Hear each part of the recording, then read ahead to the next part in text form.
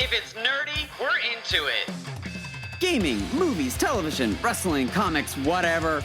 We are Kyle Eckert and Chris Heck, two lifelong friends with a passion for the world of geekery. And this is the GeeK KetchUp Podcast.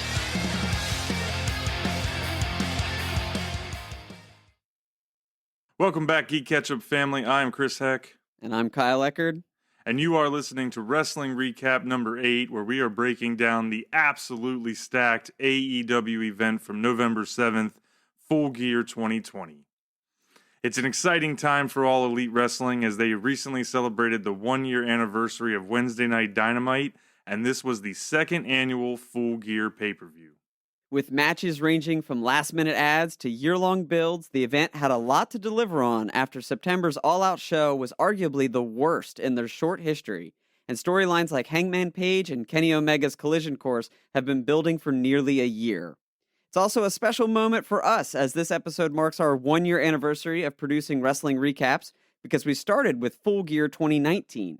Since then, they've become a fun part of our content that allow us to dive into matches and outcomes of AEW and WWE's biggest events. And like always, we will break down each of the 9 matches, starting with the buy-in pre-show. But before we get started, we want to let you, the GeeK KetchUp community, know that we appreciate you choosing to spend your time with us, and we thank you for listening. If you've enjoyed GeeK KetchUp, then be sure to hit the subscribe button so you never miss an episode, and leave us a review to let us know how you think we're doing. You can also find us on social media to get updates on the show and content from the world of geekery. GeeK KetchUp Podcast on Facebook and YouTube, at GeeK KetchUp Pod on Instagram and Twitter, and links to all of these accounts are available on our website, geekketchuppodcast.com. There's also a link to our Patreon page and PayPal if you'd like to support the show.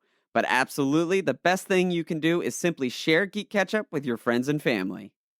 All right, so like we said, first up on the card tonight, we had one match for the buy-in pre-show, and it was kind of a cool match. I know that they did this on Dynamite a few weeks ago, and we saw Thunder Rosa come in, on the last pay-per-view, but they've been continuing that trend of bringing in the NWA Women's World Championship. So we got Serena Deeb versus Allison Kay. Yeah, unfortunately, I didn't get to see the pre-show match because I had an event to attend on that Saturday night, and I had to record and rewatch on Sunday morning. So it's oddly, it's a pre-show match, so not oddly, but it ended up not being on the recorded broadcast on Bleacher Report Live. Yeah, definitely not a big deal here. I will say that I have really liked how much they've been working in the other promotions and not being so uptight about acting like there aren't other wrestling companies in the world, right? Like we see some other, wrestling companies do in this country. So, seeing the NWA Championship coming in, we've seen it with some of the other belts that the wrestlers who are currently holding them, say in Japan and things like that, they've brought them to the show, showed them off, they've been mentioned by the commentators. So that's a super cool aspect, right? It gives us more exposure to the wrestling world, and in this case with people like Serena Deeb and Allison Kay, not folks that I'm familiar with at all, haven't really had too many opportunities to hear their name or see their skill sets, but now I've seen Serena on Dynamite, saw her here, so it's just a great way to get more exposure to the talent that is out there, maybe if they're not on TV every week. Yeah, absolutely, and it could be a cool way down the line, like maybe if they get a little bigger, you could do some crossover events. I know that back in the territory days, that was very common to have a crossover event where champion versus champion or undercard versus undercard, but obviously we haven't seen that since the territory days. So maybe that, opens the door for something like that to happen with AEW and these other companies down the line. Yeah, that would make a lot of sense and maybe a natural progression as they continue to introduce some of these other wrestlers. So totally all for that. I will say though, however, that while I thought Serena and Allison were really giving it a lot of effort, they tried to do a lot of technical wrestling. There's a lot of wrist locks, submissions, some different sequences that I, traditionally enjoy. It just wasn't extremely well executed. It seemed like it just kind of had a slow pace, that they were just a little out of sync. You know what I mean? Where They don't have that flow. Yeah. Sometimes it's like ballet, and the wrestlers are just on point and everything's smooth one to another, no matter how complicated it is. And it just wasn't quite there.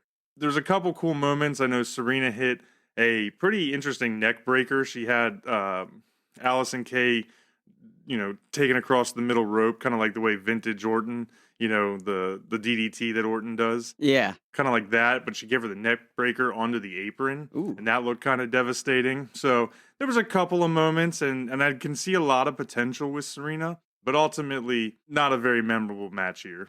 Yeah. A pre-show match for a reason. Yeah. So we did see Serena ultimately retain the NWA Women's Championship by making Allison Kay tap out with what she calls the Serenity Lock.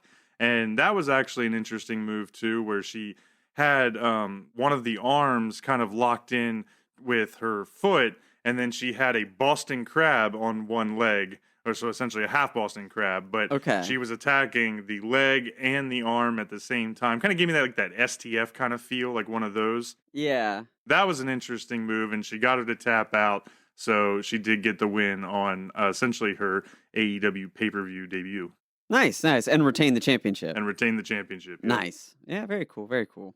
Yeah, so the only other real thing to note there was that we did see at the very end of this match, Thunder Rosa showed back up and pretty much seemed to be demanding a rematch for the NWA title. So they also used the time to help, I guess, set up NWA's next match. I don't know if that'll happen on AEW TV or if it'll be on an NWA event, but I thought that was kind of cool.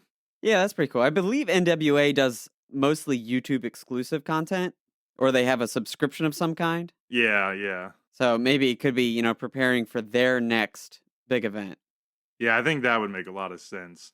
But I really expect that we're going to see more of this. It's definitely seems to have becoming more common over these last few months. Like, it wasn't something they did right away with AEW once the Dynamite launched and whatnot. But like I said, I'm all for it. Yeah, why not? So with that takes us over to the main card. And on paper, it is definitely a much stronger lineup than we saw in the last pay-per-view. I'd say across the board, there were better builds and more drama, for the majority of the matches. We've got Nyla Rose getting her women's championship rematch here with Hikaru Shida. We've got Matt Hardy and Sammy looking for redemption after, what happened with the first match in the last pay-per-view not going quite as planned. And then, of course, we have Cody facing off with Darby Allin for the TNT Championship in a rematch from Fyter Fest a while back when the company was first starting to get going. Yeah. So we also, in addition to those, we've got essentially a dream match between the tag champs FTR and the Young Bucks. And honestly, that rivalry has just been out of control and escalating from the moment that FTR showed up. And you can't forget the long history between Eddie Kingston and Jon Moxley, which is culminating here in an I Quit match for the AEW World Heavyweight title. But it's all about the tag match for me, and we'll get there, but that tag match has been culminating for not just months, but years before they were even in the same wrestling company. For sure.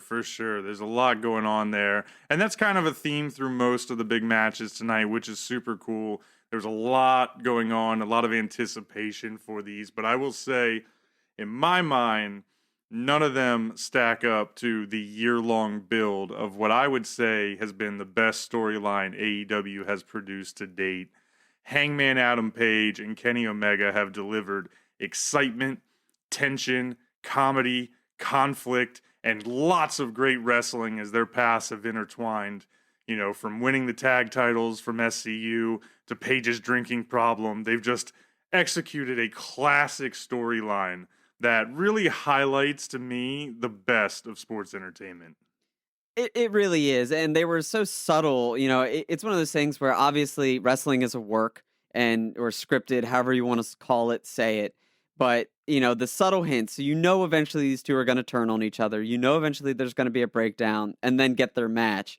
But they drew this out so long and so well with those subtle hints. They were tag team champs together, and then Page gets kicked out of the Elite, or maybe he leaves the Elite, the drinking problem, all the little things, and then, you think they're going to break up and they don't, and they come back together, and then eventually they do break up and lose the belts, all that jazz. And it's what you love to see is really long-term storytelling that pays off to fans that are paying attention in the long term.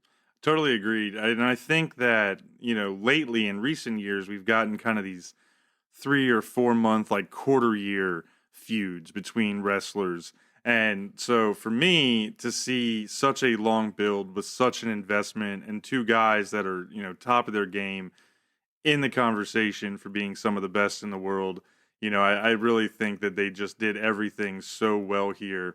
And I mean, simply put, it was the match that everybody wanted. And I know, as I just said, it was what I was, looking forward to most on this card. And what's super cool is that it surprised at least me, and it was the match that kicked off the night. Yeah. Well, it's a solid opener, though. Like, it's just got the hype and the build. You don't want it to get buried somewhere in the middle of the card. So why not just inject life into the pay-per-view right away? And honestly, I thought it was a fantastic opener because it really did. Like, it was such a fast-paced match. And coming off what we said happened in their previous pay-per-view where it was a bit of a lull, a bit of a dud, they wanted to be like, nope, this one's going to be different. We're going to bounce back. It's going to be better. And what better way to do it with this match and the strong build and the fast-paced action. Yeah, absolutely. And so it really just hit it from the beginning. And I thought that was kind of cool. Another little shout out, just because we were talking about other promotions and crossovers. They actually had Don Callis, who I believe is the executive vice president or whatever of Impact Wrestling, who knows Kenny and them, was there to guest commentate. So it was just one more way to highlight another brand. They didn't really end up producing too much. I kind of forgot he was there after they announced that because the match was so intense. I don't even think I could tell you a single thing that JR or Tony Schiavone said, but it was just cool to see another option there that they've done that. But I will say, from the moment that they kicked off the pay-per-view and you first get the glimpse of the 80s aerobic dancers with the sweepers, the sweeper ladies, that was so sweet. I was ready to go, gave me the laugh. Like, I don't know what it is about the broom and how ridiculous it all is, but I'm just all about it when it comes to Kenny Omega. He's the cleaner, man. Yeah. The only knock is JR consistently asking why he's named the cleaner. Because I feel like he asks that all the time. Like, dude, eventually I want Tony to be like, JR, we've said this to you about 1,000 times. Like, you should remember by now. Yeah. But they came out, Omega, they're both kind of still baby faces in a way. So Omega tried to take the high road, start the match with the handshake. We got to remember to call out here that with all the build that came with this match, it actually had a stipulation to it. This was the culmination of the Eliminator tournament that AEW has been running for weeks to determine who the number one contender for the World Heavyweight title is going to be. So, you didn't even need that to make this match so good. And yet you had that thrown in there that, this big, potentially career-altering accomplishment, was right, opportunity was on the line here. So, Mega came out to give him the handshake. Hey, let's have a good match here. But Hangman was not having it. He pretty much slapped it away, and they just started brawling. Yeah. Oh, and I thought the entire match, like, especially right out the gate, they hit each other with a ton of chops. Oh, straight chop off. Just straight chop off. And it's so funny because my immediate thought was, I just said how much I love when matches break down and people just start chopping the crap out of each other. And here it is. Kenny Omega and Hangman Page are giving me exactly what I want out the gate in a wrestling match. Just, even keel. Like, I know your moves, you know my moves, and just, one-upping each other the whole time. It was just fantastic to see. Yeah, I liked how they did that, absolutely the familiarity between the two. Mm-hmm. Kenny started to get off to a strong start after the chop off and looked like he was going to really get on top of Hangman from the get-go, but there were, 2 or 3 moments where Hangman had him scouted, knew exactly what was coming, knew that he liked to go for those moves and was able to hit a pretty effective counter and keep it pretty even paced. And then from there, they just went back and forth. I mean, for being big guys, this match had numerous dives over the top rope into the outside. They were doing, stuff off the top rope, all those counter moves. One of my favorites that really stood out to me was when they were outside and Hangman just kept throwing Kenny into the rail. Yeah. And then ultimately he did that backflip. When Omega kind of jumped over the small railing and hit the permanent railing and hit a moonsault. And hit the moonsault. And he literally was like 4 feet off the ground. I mean, like at most, it was just amazing that he even was able to do that for being, a little bit of a bigger guy. So it was just really intense from the start. I know that they went on to get up onto the entrance ramp a little bit. We're fighting back and forth, and Paige hit Omega with a really devastating pop-up power bomb, and Kenny just landed like dead weight. I mean, there was no bounce, there was no give, it was just thud. Yeah. And then they immediately go into the ring, and he hits him with another big pop-up power bomb into the pinning combination, but Kenny kicked out. So, pretty much every couple minutes in this match, there was a huge moment. Oh yeah, and credit to both wrestlers. I think the commentary really gave it to Omega's ability to do this, but I think Hangman Page has just as much ability to go 0 to 100. Oh yeah. In it, and at any moment, at any time, he's going to hit something crazy. And I think in this match, he did it with a couple different moonsaults, because there was a second rope moonsault that he hit, obviously the one that was outside the ring. And it's just both of these competitors have that ability to normal fight, and then just boom, out of nowhere, a massive move. And you're like, holy crap. Like, and it almost makes you verbally go, holy shit, like every time. Right. Yeah, like a guy like Page, if you think about him, his build, his style, he can be a brawler, kind of Stone Cold-esque in his own way with some of the move sets, but Stone Cold wasn't doing moonsaults and flips out and lariats and things like that, you know what I mean? Like, so yeah. He just has such a different, like, more athletic skill set, even though he's got that, 200-something pound build. And it's just always impressive. There's a lot of guys out there that can do that. Omega himself is not a small guy, but, when you get that combination of big power and some of those big guy traditional things we see in wrestling mixed in with a big dive, big moonsault, it just really takes it up a notch. Yeah. This one, I could have watched these guys wrestle all night, to be honest. Like, they could have just done 3 hours of this match, and I would have gotten my $50 worth. Chris wants a triple Iron Man match. Pretty much, pretty much. But ultimately, they go through what looked like an absolutely exhausting sequence of discus elbows, clotheslines, knees. There was a reverse pile driver in there, and this is all, 20 plus minutes in. And then really after all of that, Page is pretty much given everything he's got, and Omega gets the win after hitting the one-winged angel and dropping it into the pinning combination. Yeah, it was a big win for Omega. I'll say, I was a little surprised that Omega got the win. I feel like, and that was based on just overall character and popularity. I still feel like Hangman Page hasn't turned everybody into a Hangman Page fan, sure. But Omega has. Like, it's very hard to argue that Omega's not completely over with all fans. Like, he's just so popular. So I was like, in this situation, maybe Page needs more of the win. But they gave it to Omega, and I was originally disappointed, but that immediately turned that around and was like, you know what? Maybe when Page finally gets his due, it's going to be this massive moment, and it's going to be so cool. It almost made me think of like DDP, like in the crowd, and with the bang, and like all the supporters were around him. And I'm thinking maybe that's what I'm going to see out of Page. Like, when his time finally comes, it's going to be epic. Yeah. Oh, I totally agree. And I mean, I think they could put the belt on him at any moment in time. And with being younger, you kind of assume, okay, a lot of times in wrestling, they are going to put the younger guy over. He's the future. He's the new hot commodity.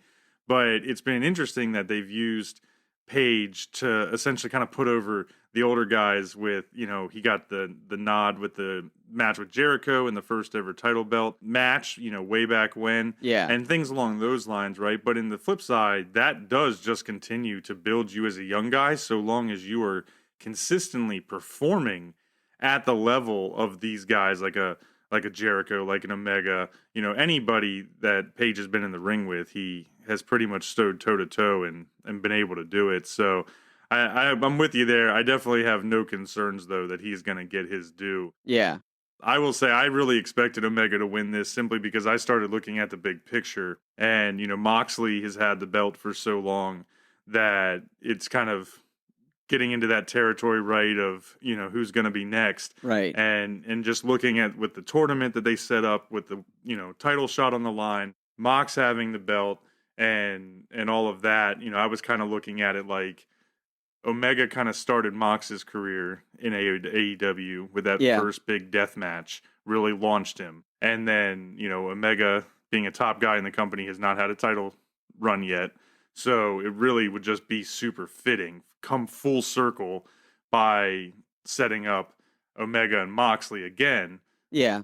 Assuming, what happens at the end of the night, right? As long as Mox retains. Yeah. That was my prediction, right? That's the way we were going to go. And at Revolution, the next pay-per-view, we would see the full circle on Omega and Mox. So, and that, I guess I wasn't thinking of that in that exact moment in time. But you're right. It really makes it come full circle, especially since that death match with Moxley was exactly a year ago at Full Gear 2019.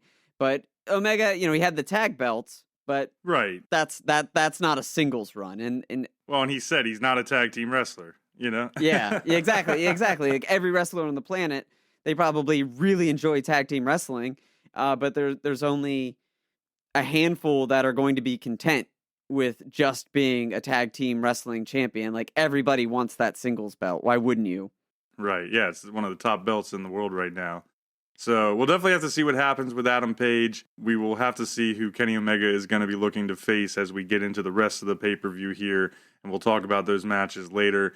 But it was an amazing way to start off the night, and it really set the tone. I was sitting there going, how are we going to follow that? Yeah, it's a tough act to follow, but that's what you want. That's what you want, especially on a bounce back pay-per-view. Come out the gate firing and be like, nope, we're back on track. Let's do this. For sure.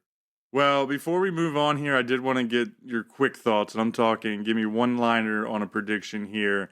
There were teasers being released coming into the pay-per-view, and then I had to bring it up because I think they ran 2 or 3 promos for this during the pay-per-view. But apparently, and we're recording this is Sunday after Full Gear was on the 7th, so this is Sunday the 8th, and by the time this comes out, this announcement probably will have been made, but I want a prediction out of you. AEW Video Games was promoting some big announcement coming this Tuesday night. There's speculation that it might just be that more wrestlers are going to start, Twitch streams and things like that, because that seems to be so popular. Right. But the other speculation is that they're going to announce an AEW video game. So, Kyle, in just one sentence, what is your prediction? I think it's going to be a YouTube channel. Okay. Very similar to what Xavier Woods does on the other company's side. That is my prediction, that it's going to just simply be a YouTube channel with more streamers, Twitch streamers, and those guys getting into that game. I think it comes hot off the heels of that other company kind of banning their people from doing Twitch streaming. So they're seeing an opening in the market, and they're being totally different at all costs. Yeah. And I think that's what it's going to be. Okay, well, we'll see what happens. I think it's a little too early for a video game, but, Omega and a lot of those guys are huge gamers, so who knows what could be going on in the background. Just had to throw that in there. I think we'd always geek out if we hear that there is an actual video game coming, though, Oh, that would be amazing. Obviously, if it was a video game announcement, I'd be super jazzed up about it, but I'm tempering expectations. Next gen, the works. But I'm going to temper my expectations and say that it's just going to be a new brand, a new YouTube channel led by Kenny Omega. All right. And just tap into that market. All right, we shall see.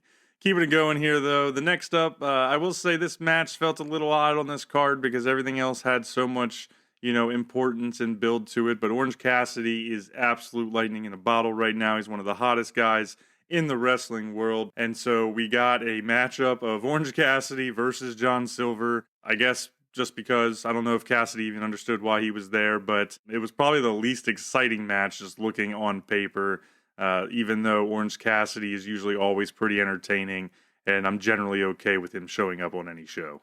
Yeah, OC is absolutely amazing, but I think this match happened because John Silver is part of the Dark Order, Yeah. and OC's been feuding with the Dark Order a lot lately. Sure. So like maybe, not much of a build, but some of a build. Why not? Who gives a crap? OC is amazing, and he's cornered this market in wrestling that I didn't even know that I would love as much as I do. And it's this like skilled wrestler in ring while also being a hilarious comedy act. I can see that. Yep. Because you normally don't get both. Like either Yeah. you're a joke and you're there for laughs, or you're really good technically. That's true. And he's been both. And he's just, Orange Cassidy is freshly squeezed, man.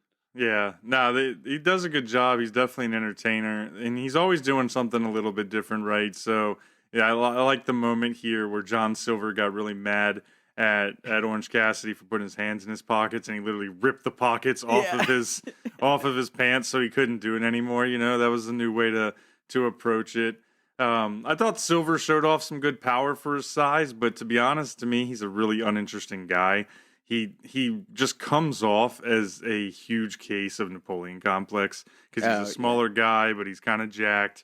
And honestly, I don't know what you thought about all the posing in ring, but it really, like, all I could think about was the masterpiece Chris Masters from the mid 2000s. You know, like, because he sucked in ring for the most part. He had like 3 moves, but he would just like go full Arnold, like bodybuilder posing the whole time because he was so jacked. Chiseled, yeah. Right, but like Silver isn't even as jacked as a guy like Chris Masters, so I don't know. It really just kind of rubbed me the wrong way. You know what I mean? Like I felt like I was just watching Orange Cassidy at this point. So it wasn't a bad match. It was well executed for the most part. Had some big moves. It really just, with how stacked the card was, I felt like it just felt a little unneeded. We could have taken that time and given it to some of these other matches that were a little bigger. In the end, OC won pretty much as expected. He hit a combo of the orange punch and the beach break, and then pinned Silver 1, 2, 3. See, I'm actually going to disagree with you a little bit here because I was really impressed by John Silver. Okay. Okay. Yeah, I thought he had several, he lost. And I kind of thought, I would agree with you in a sense where there's not too much to say about the match overall. But I think it was solid start to finish. There was no, down times. It had funny moments between the hands in the pockets or when he was doing his little leg kicks. John Silver was like, this doesn't hurt. Why are you doing this? This doesn't definitely hurt. Entertaining, yeah. and then he went on to do a couple power spots. I thought his power spots were very impressive. He had the one where he had Orange Cassidy in like a fireman's carry and then threw him kind of F5 style, but he didn't fall with him. He just kind of chucked him. Yeah. And Orange Cassidy helicoptered and then landed. I thought that was pretty cool. And overall, while he did lose, I thought the match gave him a bit of credibility. He still impressed me. And I'm thinking, to go back one match, that's kind of what Paige did. Like, Paige was still very impressive in his loss. Yeah. And that's how I felt about this match with John Silver, where up until this point, the Dark Order is just a bunch of, nameless, faceless beings. Sure. And he's finally found a way to stand out. His triceps are ridiculous. There's no way that man wears a normal size shirt.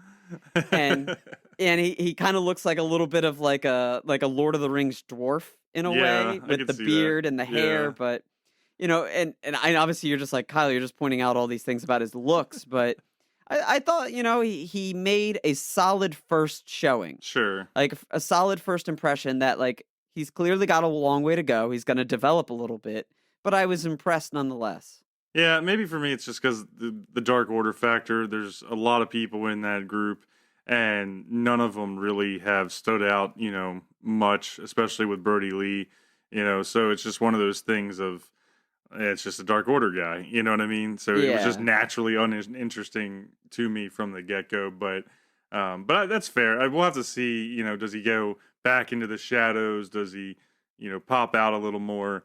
Seemed like the kind of guy that would fit perfectly if they had some sort of like cruiserweight level belt, Yeah. you know, with his size and everything. But for now, I think, you know, OC will move on to another opponent, and John Silver will probably just fade back into the Dark Order, you know? Yeah, yeah, and I guess ultimately that we'll see what happens. You know, if they can find something and find a spot for him to work into, that would be great. But you're most likely you're right. He's just gonna fade. Yeah. I will say, just to your other point, I think I actually would have preferred to have seen a women's match here, an undercard women's match. Right.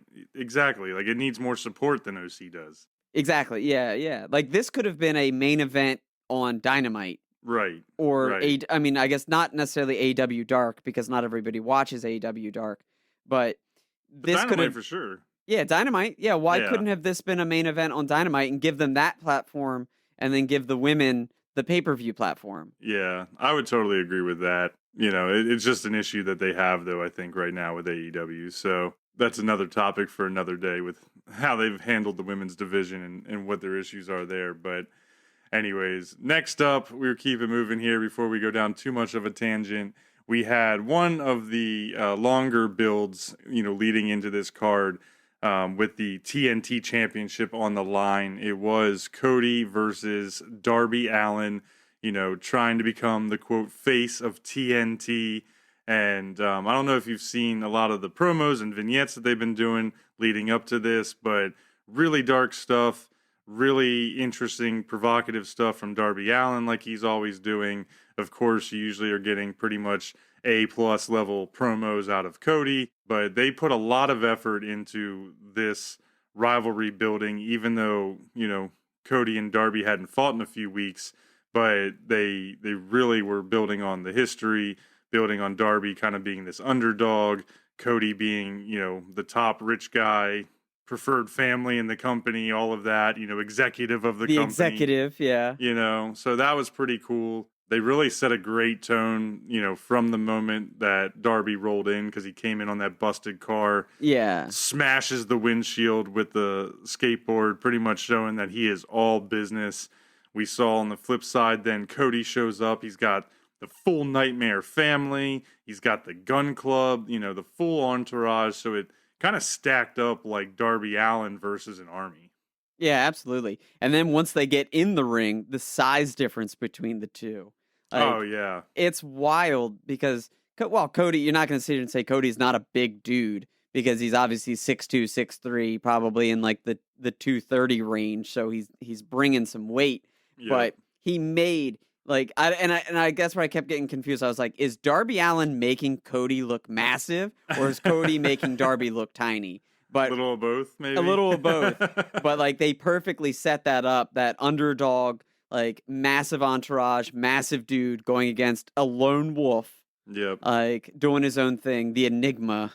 Yeah. Well, and he had Darby, you know, he was covered pretty much like head to waist in that signature skeleton paint that he always does in some different ways, you know, and then he's got his, you know, tore off jean shorts and all of that, you know, very goth, low class in a way, you know, type gear. Yeah. Like he just got it out of Goodwill and made it to come to the ring. Essentially, he's doing it on his own. Yeah. And then he had Cody, who always has great ring gear, but I thought that he almost went like an extra mile here, maybe to kind of play into some of these tones, you know, behind the scenes or whatnot. But he had, I mean, it just looked super brand new, super high class, super expensive, you know, black. And like kind of like Carolina Panthers blue and silver gems and stuff on there. Like it looked like he just spent $5,000 on some Gucci wrestling pants. You know what I mean? Like yeah, they were blinging. That's for sure. Like I think he always has the little leg strap, and then it's a knock on Cody's gear in general. But I hate like the cup.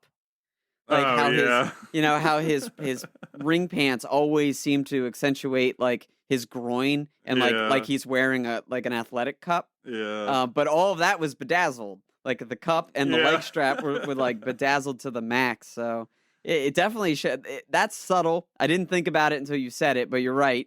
That's a nice subtle play over, you know, I am the executive. I'm the one that wears the suits. I sit in the board meetings. Right. And, you know, who are you? You know, you're hanging out with Steve-O. And that's it. Yeah, so I mean, it's just kind of the little details I think that sometimes can add to stuff. But when they got into it, I think most of it felt more like an old school kind of heavyweight pacing. But they Yeah. did have some moments where it picked up and really kind of made you pay attention. There was some high risk maneuvers off the top rope and things like that. But it seemed to be more of a Cody's match. He was in control for the most part. His pacing. And that surprised me a little bit with how Darby is, but I think it worked out. No, it was a little slower pace from the first two matches, which makes sense, I guess, if you're trying to balance the overall show. But it was a little too slow for my tastes, and in fact, it's the reason that when I got home last night and I had an opportunity to watch the pay-per-view, I turned it on, and this was the match that was on, and Oh, really? it was just moving a little too slow. And like I said, like we had gone and like we went to this event and we were doing this thing, and so you get home and you're like a little tired, and Yeah. you're out and you're socializing and doing that whole thing, and you're like I said, like it's COVID time, and so you go and you do something, you feel a little just off because you're like, I did kind of just put myself at a little bit of a risk. Sure. Sure. So like I came home and this was the match that was on. I was like, okay, well I still got some time to watch this pay-per-view. Actually, I can just pick up and I can watch the matches I missed in the morning. And this match was so slow that it actually caused me to be like, you know what? I'm too tired. Yeah, you're And gonna like go to sleep if you watch. yeah, I was like, the original plan was to watch in the morning, and that's what I'm gonna do. And it was because of that slower, old school pace. I thought that they did a pretty clean job. They had a couple cool moments here, like Cody hit Darby with this crazy shoulder breaker off the top rope that I thought looked pretty hardcore. Darby ultimately, tore one of the turnbuckle pads off and, forced Cody into it chest first. Maybe the highlight of the entire match for me was what I thought looked insanely dangerous, which was the avalanche crossroads that Yeah. Cody dropped on Darby off the top rope. Like, it made me tense up when they executed it, but I really think that was the first time I've seen a crossroads off the top rope, like with that spin from the side and everything. Yeah, I can't say that I've ever seen it. And that move just standing looks a little like twisting, and you're like, oh man, one little Mm-hmm. arm or neck gets caught or hooks when you're trying to make that rotation, and you could really maybe not break a neck, but sprain a muscle in your neck, sprain a muscle in Yeah. your back, and to see it viciously dropped from the third turnbuckle was a little intense. Yeah, yeah, that was definitely my favorite move of the night. After that, Darby still managed to kick out. The match kept going. You would think that, a crossroads off the top rope. My first thought was it's over after that. It was Yeah. such a big spot. But Darby kicks out. He just will not give up. He got a surprise pin after hitting a Last Supper, but Cody kicked out of that. And then Darby went right into pretty much a textbook coffin drop. Cody kicked out a second time. And that for me, I don't know about you, but that for me, I was like, okay, Cody is going to win this. Like, that looked like that was Darby giving everything he could. He's already been hit with these devastating moves. So I thought that was going to end up being the end for Darby. I wasn't totally convinced because I felt like Cody it's sometimes you're reading the room, and I was like, Cody's had the belt for a while. He does, Sure. he just got his name back. It opens up the door for other things that he could go do. He doesn't necessarily need the TNT belt anymore. Let's put it on somebody that could really like show it off on TV. So I was convinced Darby was going to win the whole time, no matter what happened. Well, and you would have been right because, Darby definitely surprised me.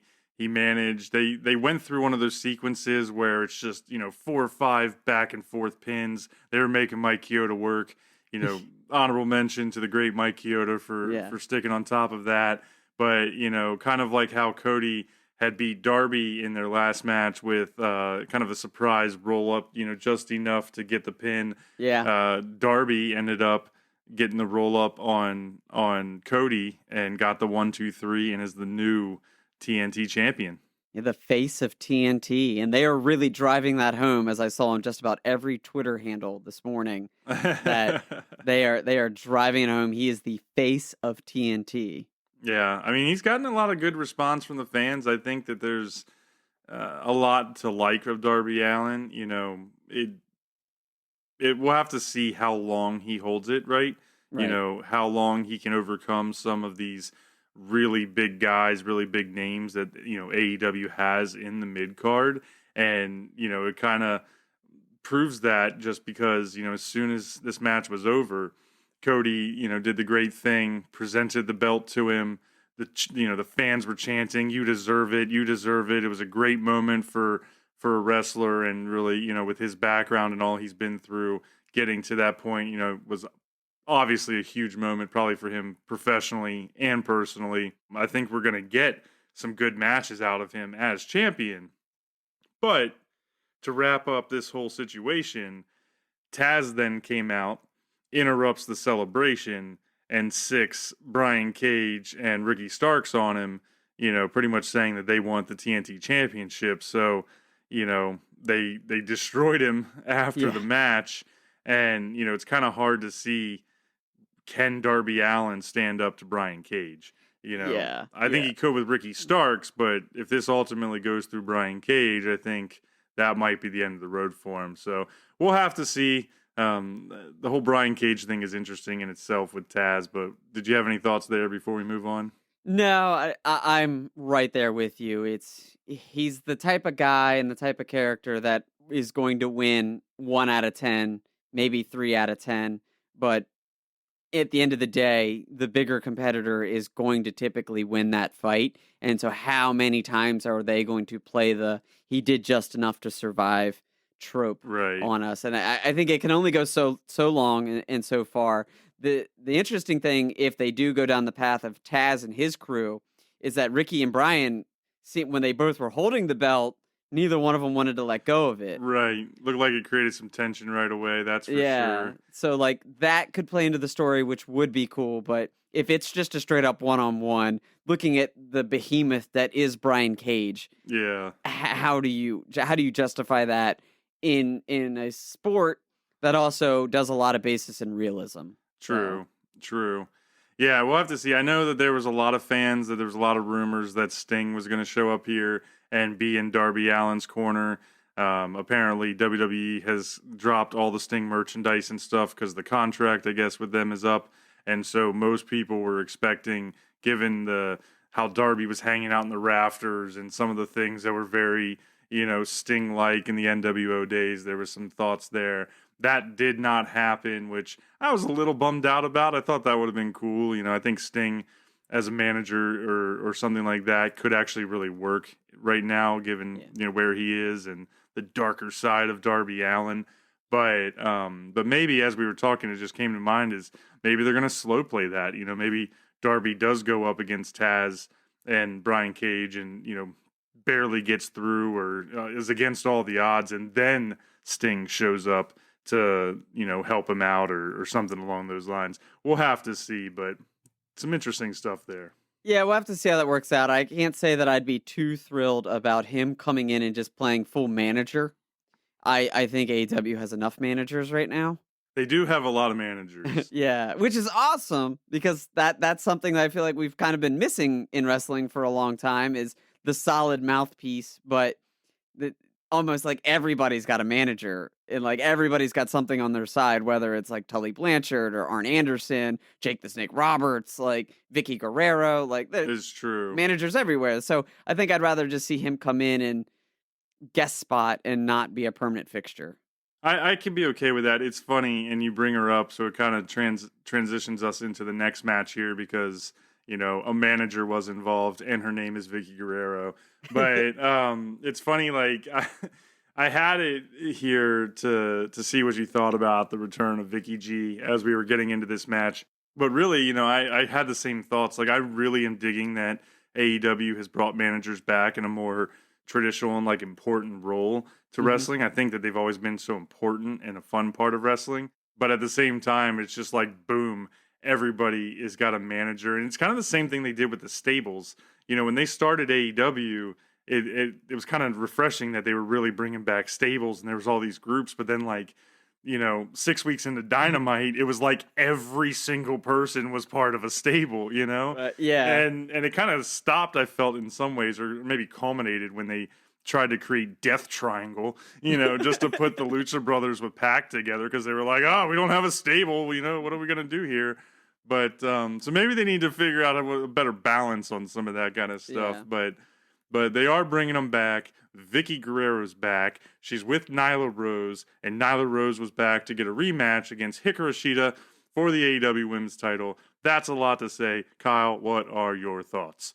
I was blown away to see that Shida is the longest reigning women's champion in AEW ever at 168 days at the time of the pay-per-view. That number jumped up way faster than I ever expected. And thinking back, she won the belt 2 pay-per-views ago, and AEW does a quarterly pay-per-view schedule versus the monthly. So it wasn't like, oh wow, like how did that? It's not a Goldberg number that just like suddenly is in the hundreds and makes no sense. But I was like, dang, she has been champion for a while. It was pretty cool. She's held it long and held it well as far as I'm concerned. Yeah, well, I mean, I actually thought that the first match when Shida took the belt from Nyla, I actually think that was the best women's match that AEW's had so far in their history. So while this match had almost no build to it, I think they really put it together last minute on the previous Dynamite when Nyla Rose showed back up. Yeah. But I was super pumped for it just because I was like, okay, I love women's wrestling. I like both of these women wrestlers, and they have literally what I think is the best match that the women's division's had. Yeah. So let's get more of that. And ultimately, I thought they actually did really good. It might not have been quite as good as the first match, but it was right up there, and we saw some storylines develop that we haven't seen with Nyla Rose. I mean, pretty much from moment one in this match, Shida kicked the shit out of Nyla Rose. Oh, yeah. And we have not seen Nyla be dominated and manhandled by anybody, let alone somebody who is seemingly as tiny as Hikaru Shida is. Yeah. No, I loved the fast pace that this match brought because, like I said, the Cody Darby match dipped a little bit in its pacing. So, like, there was a bit of a lull. And like I said, it's all overall balance on a card, but they came out the gate like boom, firing. I was like, all right, whatever lull was there from the last match is gone, and we're back to the high pace, the high action. And you're right, they kicked the crap out of each other, almost to the point where I was like, this match is more aggressive than the original match, which was no holds bar. Right. In some ways, it was. Yeah. Yeah. I mean, Shida was throwing kicks and punches left and right. Nyla definitely had some moments, and they had the whole issue with Shida, hurting her knee, and Nyla was using the ring to, extend it and exploit it. Shida actually sold her knee injury really well all match, I thought. I mean, like, she was like always aware that her knee was busted, and yet she was still overcoming. She even had a couple kind of powerful moves on the much bigger Nyla, back body drop, and I think a big suplex and stuff. Stuff that you don't typically see when there's that big of a weight difference or size difference, I guess, between any two wrestlers, men or women. She even actually, towards the end of this match, hit a freaking falcon arrow off the top rope on a Nyla Rose. Yeah, it was wild. Like, she definitely got some lifts, and I remember thinking or saying when Nyla Rose fought Chris Starlander, it was like, you needed somebody that could actually power move Nyla Rose a little bit. Yeah. And somehow, some way, Shida, who's smaller than Statlander, it got more power moves on her. It was amazing. And I wrote it down. I was like, honestly, I think Hikaru Shida gets the best out of Nyla Rose, which is awesome because I was starting to question, is Nyla Rose going to make it? Like, she's this dominant force, this dominant personality. She comes to the ring with this massive presence. Yep. But she wasn't putting on these matches.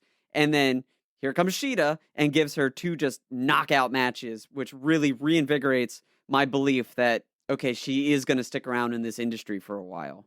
Yeah, I would agree. They definitely have chemistry. They know how to play those size differences to their advantages. Nyla is very imposing, and I think that she has been, one of the better wrestlers that they have. But I thought that Shida kind of came into her own in a lot of ways. She doesn't cut a lot of promos. She's definitely been kind of doing her talking in the ring when she's got matches.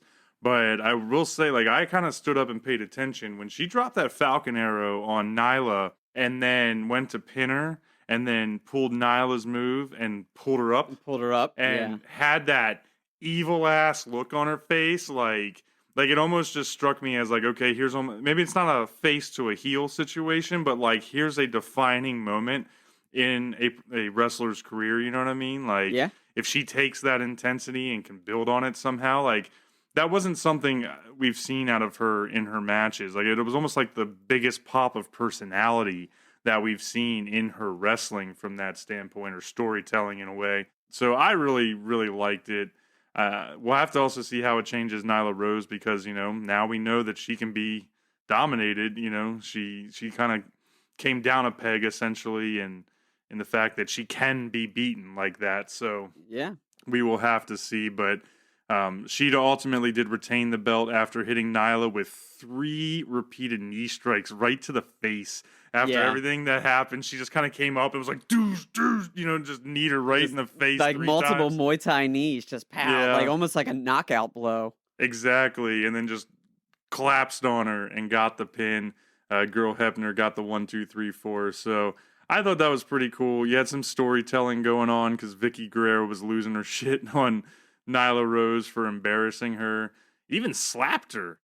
Oh, and it was a big slap. That looked like it hurt. Yeah. And I think kind of with the Nyla piece, that's also part of the reason why I said it's interesting to see the story kind of change or whatnot, the character development, because I expected her then to just kill Vicky Guerrero. Oh, yeah. You know what I mean? Like, I thought she was just about to straight up pop-up powerbomb her ass through the ring, and then she kind of just sulked and went with it. So they're doing something there. Yeah, absolutely. Like, it's subtle, you know, like you said, it's not a full-blown, like, character turn on either end, but it is laying the groundwork for something we may see in the future, which, like we said, that is something AEW has done well, and we very much appreciate.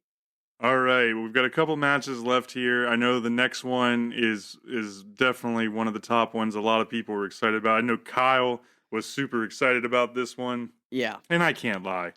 I was absolutely excited for this one too. Everybody knew this was going to be a barn burner. The builds, the promises from FTR about this being one of the best tag matches of all time. You know, the Young Bucks are very often in the conversation for having matches that could be the best of all time. So this was FTR versus the Young Bucks for the tag team championships. And there was a extra stipulation here that, kind of like Cody back in the day when he fought Mox for the, or Jericho, I think it was, for the AEW title, you know, where if he lost, he could never compete for that title again. The Young Bucks had that stipulation here. If they lose, they can't compete for the AEW tag titles ever again. And they came out ready to go. We had solid Lakers attire for the Young Bucks, matching up against some classic retro Celtics attire for the FTR. You know, there's white and green jumpsuits, so that was pretty cool just to kind of get things going. But as we said earlier, tons of build into this rivalry pre-company. Once FTR came in, ever since they got the belts, it's just been escalating and escalating. So I'm going to let you take it here, Kyle. What did you think about this match? Oh, honestly, tag match of the year. 100% tag match of the year. Okay. This tag match had everything that I want in a tag match. Like, just, there was solid corner work, like fantastic tag team moves from the classic cutting off of the ring, where you don't let the partner get past halfway and you keep dragging them back, keep them in your corner, ground and pounding them. You're constantly doing the quick tags in and out to keep the fresh member in the ring. Then eventually you get a solid hot tag. That happened on both sides of this match. Like, That's FTR got that. The Young Bucks got that. There was amazing storytelling and like legitimate amazing storytelling long-term from Matt Jackson's ankle coming into the match. Like FTR a couple weeks ago, you know, they put his ankle in the chair. And then it was like a high ankle sprain. So he wasn't 100%, but it wasn't going to stop him.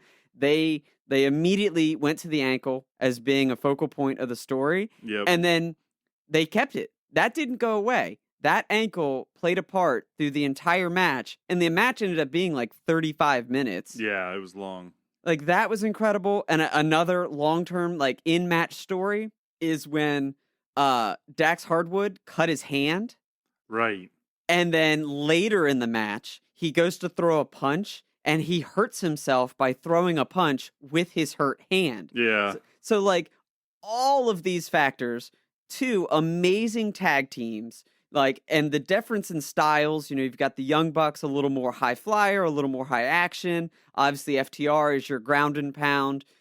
Before all this, they had the no flips, just fists, and they showed that. And then, I'm not going to spoil the ending, but that played a huge part into how the match kind of progressed, because on several occasions, Cash Wheeler went outside of his comfort zone and went for that high flying. And it never paid off. It cost him every single time he did it. So, and I was like, this is just blowing my mind, with every single little piece of this match is coming together to, in my mind, make match of the year. Tag team match of the year. Yeah, I think they lived up to it too. There wasn't a single down moment in this match. You got me laughing over here because I really couldn't help but just continuously laugh at Cash as he was like, because there were times where he just like wasn't on camera, and then he just come flying through, and he would like go through the ropes, or like when he hit that table like off the apron, off to the corner. I don't know. It was just like left and right. He was just flying around, and then he'd be gone for a few minutes, like recovering from his ridiculousness.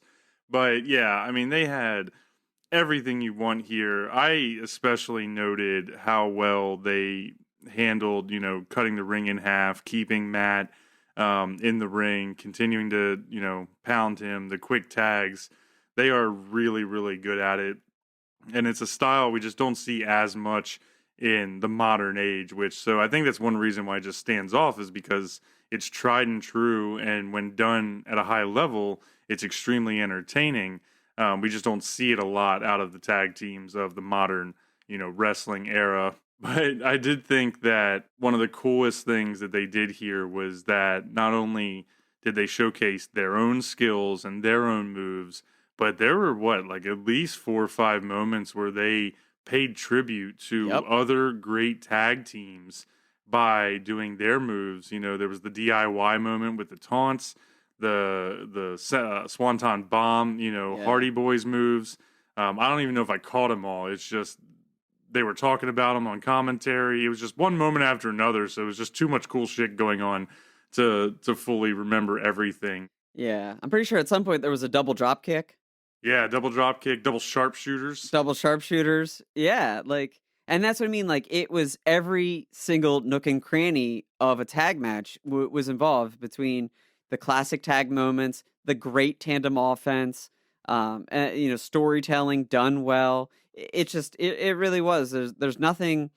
It had everything that you want, and not just a tag team wrestling match, but a wrestling match where it has ebbs and flows, where they sped it up, they slowed it down, they played story moments. They had some outside, got to the outside, did some moves, flew through the ring ropes and onto out into the apron outside. Yeah, dive in saves, power moves, big kickouts. It was just phenomenal. Dude, when Cash powerbombed Nick onto the table outside and then came back in for a spike pile driver, and then they had that pin and Matt just barely got his foot onto the rope. The injured ankle was what he got onto the rope to save him from, losing the match.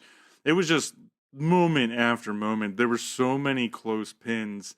The moment where Dax had an inverted figure 4 kind of ankle lock submission on, and it was broken up when Nick came in and went Too Cold Scorpio and dropped a 450 splash on him. You know what I mean? That was just insane. It was so good. Just so good. Yeah, it was so good. It was tag team wrestling at its best. Like you said, it's a bit of a lost art, like we said earlier, where not everybody in a tag team wants to be in a tag team. They want to move on and be that single star. But what we see here is two tag teams that want to be the best tag team in the world. It was written across FTR's ass. Greatest tag team of all time. Yeah, GTTOAT. Right? It's like, it's what they want to be, and it's what they excel at. And it's very refreshing to see it. And, they're where they want to be. They're doing what they want to do, and they're putting on amazing performances. Like, just, you can't say much more. Yeah, I think a lot of people give AEW in general, but also AEW tag teams, a lot of slack online.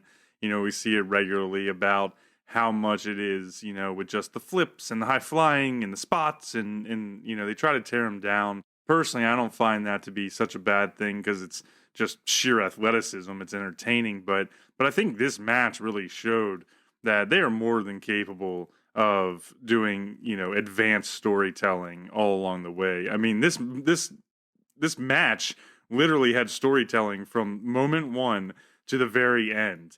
And really, it was highlighted because after, 30 plus minutes, both teams giving everything they have to win and nothing getting them over that hump, they essentially, you got Dax, I think, was knocked out onto the apron, and so Cash goes looking for him to get the tag, but he's not there, so he's kind of looking around. Matt, I think it was on the ground, but he essentially had Cash out on the apron, ready to do a springboard, but he's like looking around, and you can tell him, like, in his mind, like, he's selling it that he's like, do I do this or do I not? We're not the flips guys. Yeah. But then he goes for a springboard 450, and he misses. And, and then he gets up and gets super kicked, and then they pin him, and that's how the Young Bucks win, essentially because FTR, Cash, decided to go flips instead of fists. And it's just like, to the last drop. This is just storytelling all along, so it was masterful, I thought. And he got super kicked with the hurt foot. Yes, that was the other thing. After the boot had been taken off. Yeah, and that part, I guess, could be questionable. Like, you're going to be like, all right, well, what is the power level behind a hurt ankle? But at that point in the night, at that point in that match, it's not that big of a deal. Like, it is absolutely amazing. Like I said, between the great work, the great storytelling, and the homages to tag teams of the past. Yeah. Boom. I'll say it for a third time. Tag team match of the year.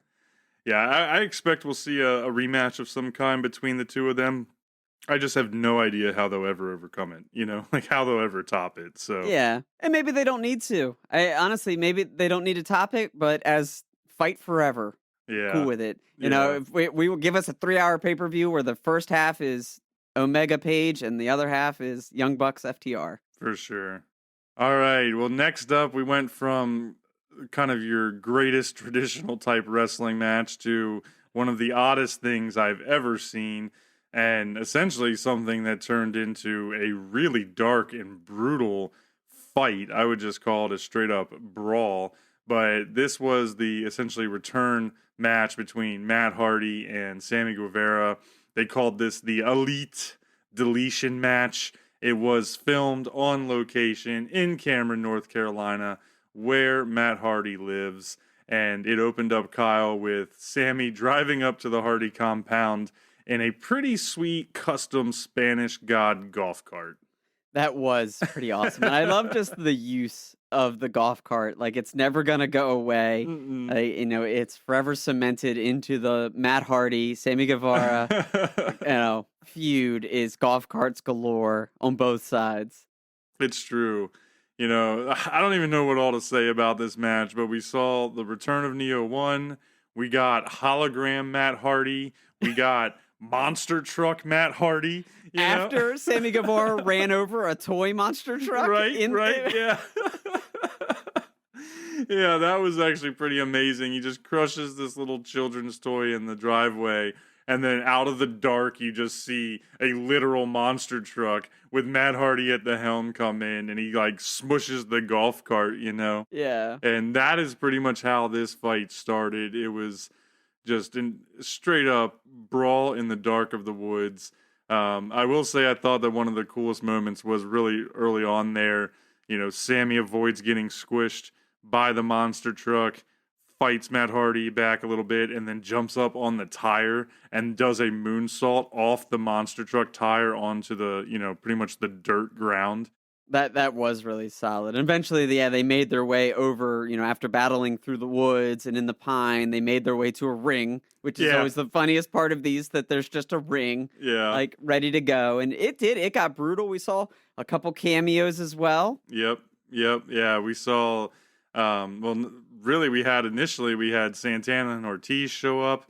We had Private Party helping out Matt Hardy, but it did not stop there. It went on to see, I was literally losing my mind, but Hurricane Helms and frickin' Gangrel. Gangrel. Where has Gangrel been? Probably still in Hagerstown, but, but Gangrel from the Brood days of Attitude Era WWE shows back up. And I don't know if you caught this, and I probably have missed a couple of moments or matches, but there was this weird moment where somebody questions like why Hurricane Helms was there, and Matt Hardy goes, long form storytelling. Yeah.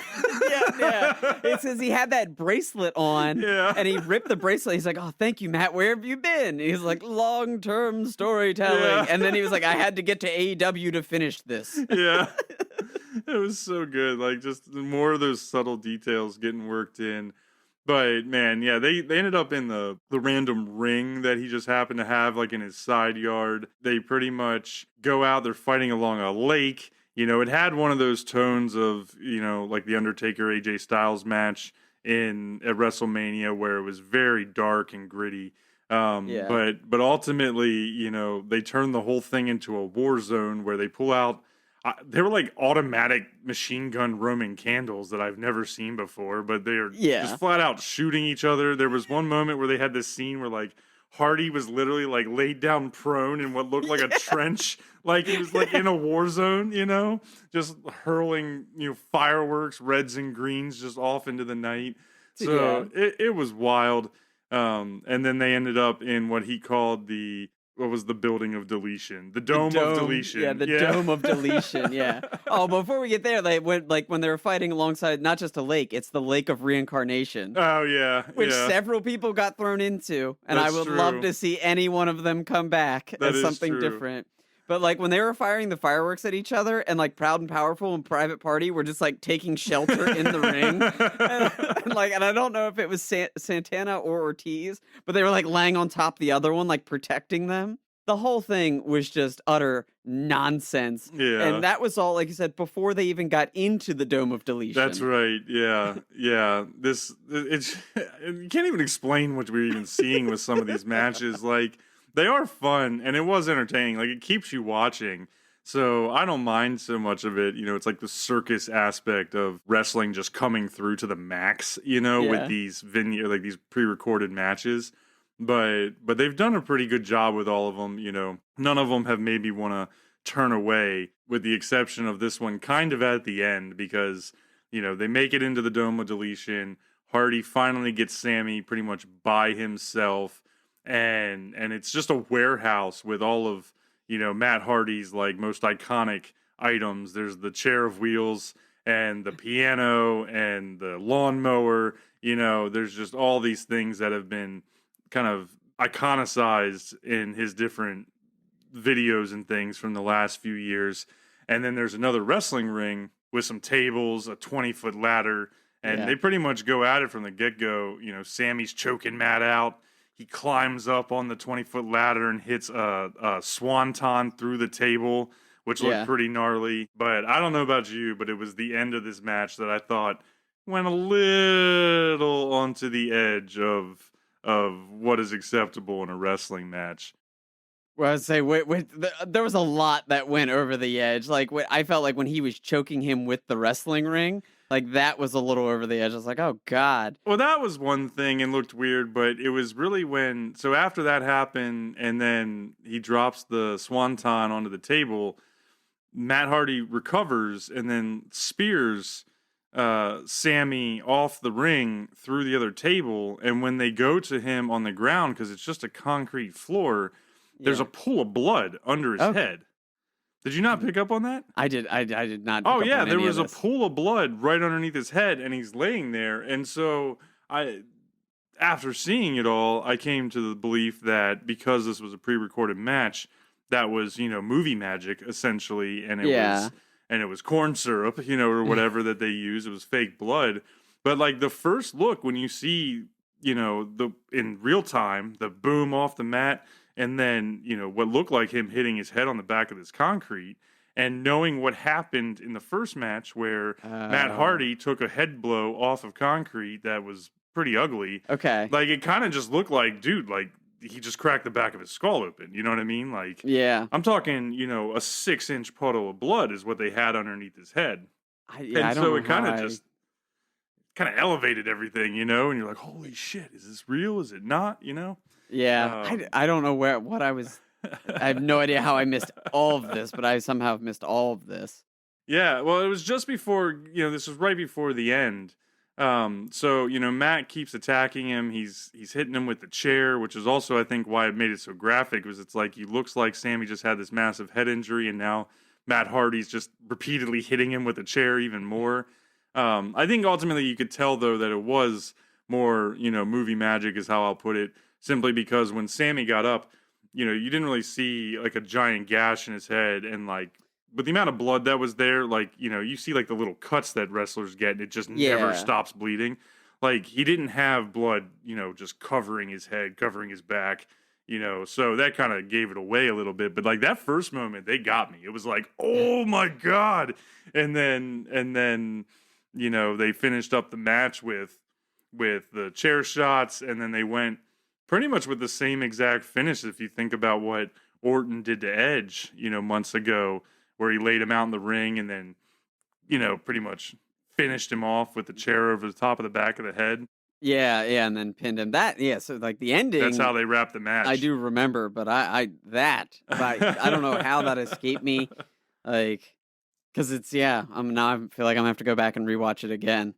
Yeah, just those last couple of minutes. It was kind of the final sequence, essentially. But, it went from kind of zany, fun, kind of craziness, for the first, I'd say, like 85% of it. And then when they got in the Dome of Deletion, it was pretty much a little bit darker turn. And, ultimately, like we said, he hits him with the chair, pretty much knocks him unconscious and gets the pin. But then he ends up calling Private Party over, and they dump him into a trash can and put him on a truck, and he just, gets driven off. Senor Benjamin, I saw Senor Benjamin drive him away. So, who knows what happened to Sammy Guevara? He has pretty much officially been deleted. He might just be dead. I don't know. Like, he might be dead. Like, I mean, it was something else. Like, the whole thing, top to bottom, like, the commentators didn't know what to say. Mm-mm. The crowd, like, didn't know how to react. Like, everything was so quiet and so awkward. Because I'm like, I don't think anybody knew what they were seeing. Well, I will say, though, it was probably good timing, being that Sammy got deleted the way he did, because the next match that had to somehow try and follow not just a great pay-per-view, but that craziness, was actually Chris Jericho versus MJF for the Inner Circle entry match. So, you kind of come off of the Hardy match going, well, Jericho needs a new person for the Inner Circle because Sammy Guevara is completely eliminated. He's gone.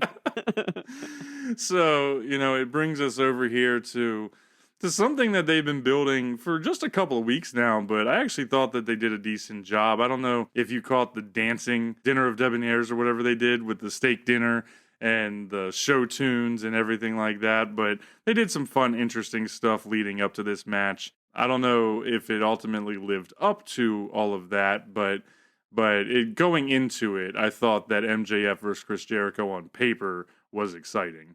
Yeah, absolutely. It was a solid story build on paper. Jericho, amazing wrestler. Storied past. MJF, solid up and comer. Finally turned Chris a couple pay-per-views ago into an MJF fan.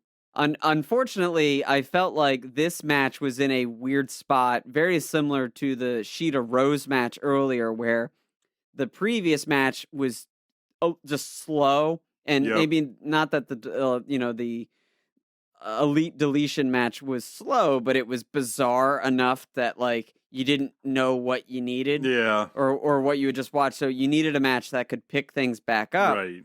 And unfortunately, I don't think this match executed that as well as Sheeta Rose, because they had some decent back and forth and they both delivered some solid moves.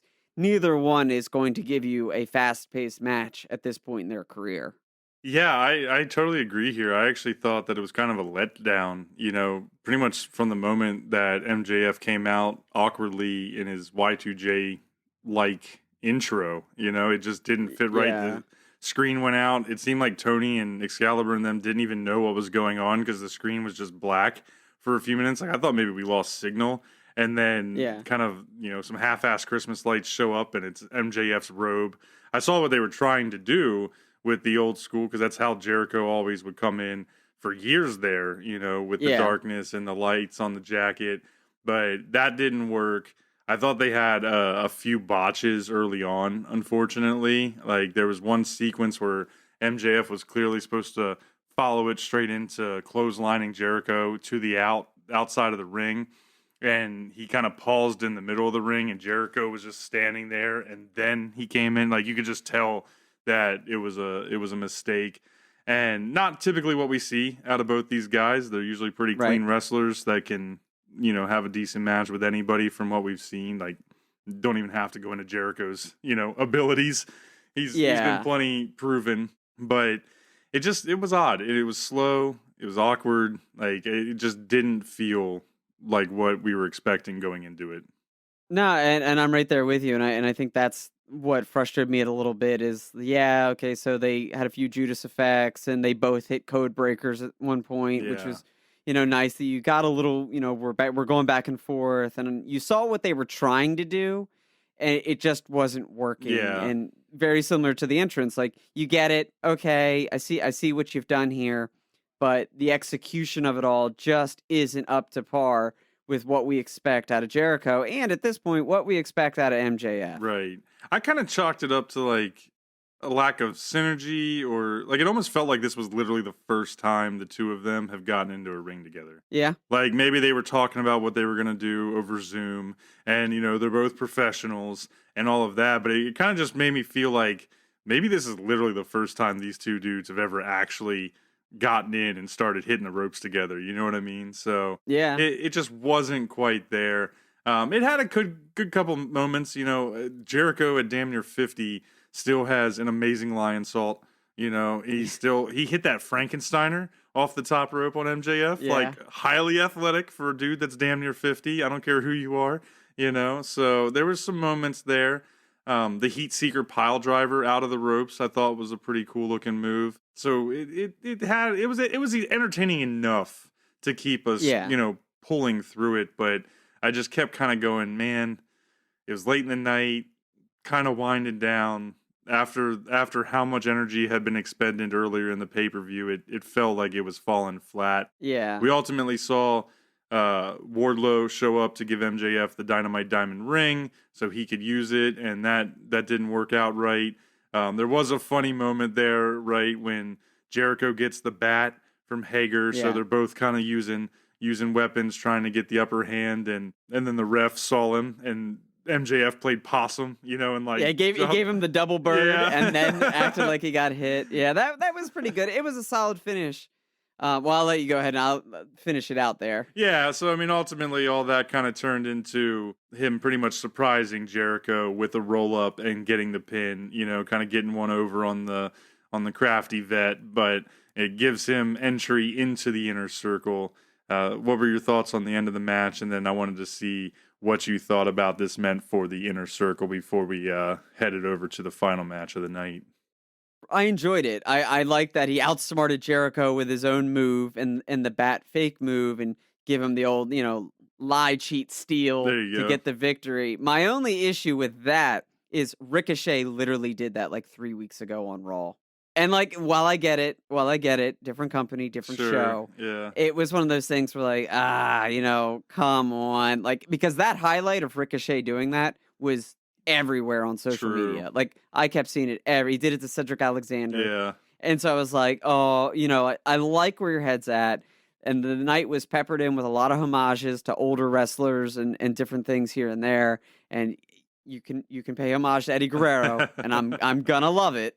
But it was like, Ricochet literally just did that. Too soon. It's like, Too too soon. But ultimately, like, it's not like it ended in a DQ. True. It ended in the roll up, so it was slightly different. So, but it got him where it needed to go. It got MJF and Wardlow into the inner circle, which I think is actually the most intriguing part of that. While all the focus is going to be on MJF, who is a bit of a younger version of Jericho and could become, in time, the new face of the inner circle. Sure. I think at one point we thought that might be Sammy Guevara, but it's not. Now there's a definite, clear line of succession. I think the more intriguing thing is Wardlow and Hagar both being in the inner circle and clearly having problems with one another. Well, you've got them, and then you've also got, Santana and Ortiz have not been happy about the idea of MJF joining the inner circle at all. Even Sammy wasn't really digging it. So that's why I was asking what you think it means for the inner circle. I had the follow-up question here, will it be the beginning of the end? Because, while you have some serious new powerhouses getting added to that faction, you also have some extreme personalities. And, is it going to be a long-term ad? Is it going to turn into just a fracture early? I was just curious if you had any theories. Oh, well, knowing that Sammy got thrown, got deleted, he might come back and not need the inner circle anymore and really break away from the bad guy shtick that the inner circle presented and kind of turn good guy, turn face for us, which would be cool. And Proud and Powerful, like, on the same lines, like they've played this heel role for a long time, so maybe we could see them turn a little face and totally shake up the dynamics of the inner circle. You got to imagine that if Hagar sticks around and you've got a group that is strictly Jericho, MJF, Wardlow, and Hagar, I want no part of that. That's true. They would be pretty hard to mess with. Yeah, we will have to see. As we've seen kind of throughout this pay-per-view, there were a number of outcomes that definitely shake things up a little bit, leave some questions, going into Dynamite this week and beyond with Revolution in February. So we'll definitely have to keep our eyes on it. But we are now here at the end. This was one of the bigger pay-per-views that AEW has done, but this was match 9, the go-home match, the main event. And it was Jon Moxley, current AEW champion, up against Eddie Kingston in an I Quit match. And this is really essentially an anything goes match. So we knew with it being I Quit that we were going to get some hard-hitting shit here, that we were going to get some craziness. Both these guys are long-standing indie wrestlers with a history, and they both are known as tough guys. Pretty good on the mic. I'd say Kingston, it's probably his strength is, being on the mic, cutting promos. So they really got this build going over the last couple of weeks and bringing in some of those personal aspects between them to really fuel this up. And so, for me, it was one of the least exciting matches on the card just because I am not into Eddie Kingston at all. The mic is fine. The family thing is weird. He's so unathletic. Like, the dude cannot wrestle, like, at all, pretty much, in my opinion, like, he couldn't even kick. I don't think he can kick above the knee, looking at what he was doing last night. Like, he just seems like he's just used up in a way, I know that sounds harsh, but so I really wasn't overly excited about this match.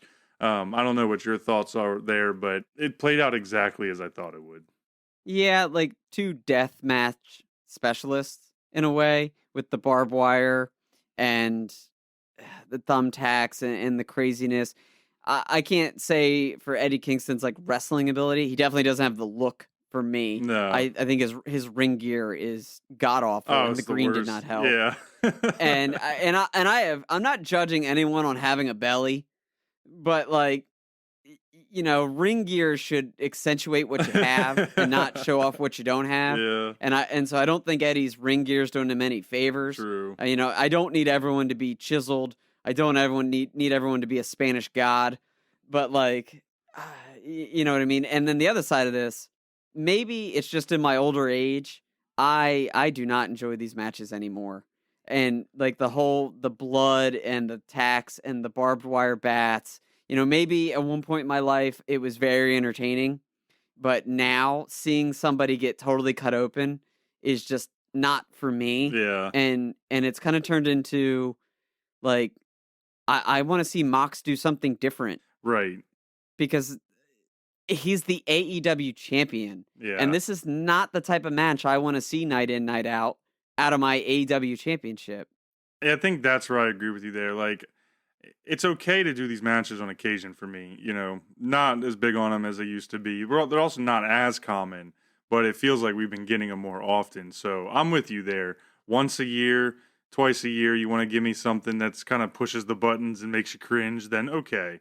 But I think the problem too with these guys is that it wasn't really a wrestling match. This was a slap match. They just chopped and slapped the crap out of each other and then used the props to essentially make it like something was going on in the match. And I know some of that is just what you get out of these matches, but you can have actual wrestling matches where the weapons or the tacks or the things that we saw come out, get worked in.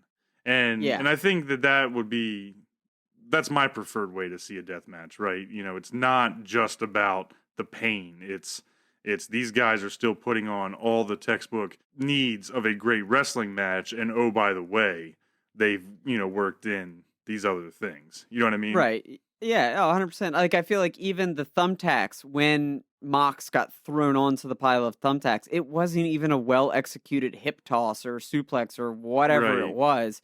It was just kind of like he pushed him and he fell over into it. It wasn't clean, and that's what you want. At least still give me clean wrestling. Yeah, yeah. So to me, there just wasn't a whole lot memorable here. And I think also twofold, just to be fair, as we said with the MJF match, the pay-per-view did start to lose momentum post-Elite Deletion match. It was late in the night. You had back-to-back, essentially slow matches here now. And so by the time this, Moxley-Kingston match was halfway through, I was kind of over it. If I'm just being totally honest, it was just, okay, let's see who wins. Yeah. I had no expectations that Eddie Kingston was going to win this match at all. Good for him. It was a nice nod and a prop to give him, the ability to be on this stage. But I just like him more as a mouthpiece. If he wants to continue to promote the family and kind of work in maybe a Paul Heyman type capacity, because he is solid on the mic, that's fine. But I just really wasn't into it. The tacks, like you said, were kind of a miss. He even tried to throw him into his skull.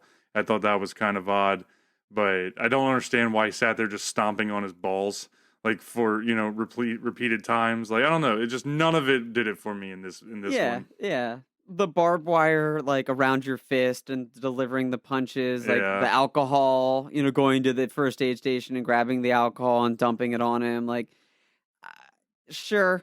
I see what you've done, and I see where you're going. And I'm sure somebody out there is like, oh, that had to have burned. But for me, I actually was like, I bet that's water. Yeah, I right. I actually thought that to myself. I was like, I bet that's water and not actually alcohol. Yeah. Because in that moment, why wouldn't you fake that? Right. The tacks were real. So kudos there, because they did it. They zoomed in on the tacks, and I was like, actually, they zoomed in. I was like, damn, those tacks are real. That's not a fake thumbtack. So it just the whole thing. And like I said, maybe it's my age. Maybe I've just moved past matches like this, and I don't have the blood and guts desire anymore. But I thought the ending was disgusting. I thought the whole, when Mox put the barb around his arm and then got him in the choke. I was like, man, Mox is straight up trying to murder Eddie Kingston.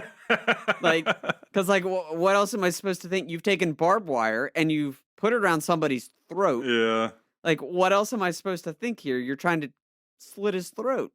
Yeah, and I feel like the other problem really is that the death matches in AEW have progressively gotten worse. like thinking back, like we were talking about Kenny Omega and Mox in the very first one, where that match was pretty amazing. Like there was so much to talk about in that match, and they also did some things that we don't see as often on American wrestling, on American television, with like that whole web of barbed wire and everything that they did. And then, we also saw some really pretty intense death matches with some more unique type stuff in them between Darby Allin and Jimmy Havoc and those guys when AEW first showed up. And it just seems like since then, they haven't been able to capture the same level. And I don't know if it's just participants or maybe they got their hands slapped, so they're doing a little bit more generic stuff, whatever it may be. But all in all, I'm kind of over that part of Mox's stick. He's too good to be pigeonholing himself, even though I know he's really big into those types of matches and that style. But he's got to find a way to make it more interesting, because unfortunately his last couple matches have been on the lower end of the spectrum as far as rating the card. Oh, yeah. And I thought you were going to say it, but then also you kind of took it somewhere else, but I'll say it too. And to bring it back to the Omega, I'm over Mox as champion. Yeah. Like he's had his run, and I'm super happy for him that he got the run. He got the belt, well deserved, and has had it for a while. Super happy about that. But I feel like it's time to pass the belt, and I like where they're going. I like with Omega beating Page. He came out there after the match. They had their stare down. It's exactly 1 year after their big match at Full Gear 2019, which was that other death match. So it's very like coming full circle with those two. But it almost broke my heart when the match ended and all that happened. The pay-per-view ended. I sat there and I reflected. And I was like, wow, I am having a legitimate thought that I'm kind of done with seeing Jon Moxley as champion. Like, I'm ready to see it move on to somebody else and to get new types of storylines. I'm not saying I want him to go away. No. But I'm ready for him to move somewhere else into the card. Yeah. It's just been stale and repetitive, You got to keep it a little bit more fresh. So, I thought maybe the last pay-per-view would have been a good time to start. Didn't quite happen. He'll probably hold it through Revolution, so a couple more months. But we'll have to see there. So I fully expect Omega to win at that point. It just seems like it makes sense for all the reasons we both mentioned here. And now we'll just have to kind of play the game and see exactly how they build to that match and what happens. I kind of expect, just because it's Omega, right? I kind of expect that match, Moxley will probably lose it, but it'll probably be the best match he's had in like 6 months, Yeah. Oh, yeah. Well, and they made a comment right there at the end that Omega wants a real match. He wants a wrestling match. I don't know if it was Shivani or Excalibur that he actually pointed out and said, like, this time around, Omega doesn't want to do stipulation. Omega wants a one-on-one traditional professional wrestling match. And I think in that situation, given the two characters, Omega's going to come out on top. Yeah. I think that would make sense, and I think I would want that more too, especially because he gave Mox what he wanted originally, so give Omega what he wants this time around. So that's a good call out. But that was the entire card. Like I said, it was stacked, 9 matches. We're going to leave you here real quick, if you hadn't figured out already, with our matches of the night, and then we will get out of here and send you on your way. So I will go ahead and ask you, Kyle, what was your match of the night? If it wasn't super obvious earlier when I got hyped up like a 9-year-old drinking Mountain Dew and Pixie Sticks, it was the tag team championship match between the Young Bucks and FTR. Hard to argue. Like I said. Yeah. If it's match of the year, it's going to be match of the night, right? Right, yeah. That would just be ridiculous if I was like, it's the tag team match of the year, but it's not the best match on the card. You know what I mean? Yeah. What were you thinking? What were you saying? For me, I went back and forth. I mean, it was 1A, 1B here, but ultimately I stuck with Omega and Page for the Eliminator Tournament final, just simply because of that build. And when I was looking at, they both delivered the tag match in this one the way they needed to, but for me, just looking at my excitement coming in, I was a little bit more interested and excited for that match than I was, even the tag match. So I kind of stuck with that one, but kind of splitting hairs, you know? Yeah. Oh, yeah. Either or. And I think it's important to note that both matches had long-term storytelling. Yeah, that is true. That is true. You know, that does matter.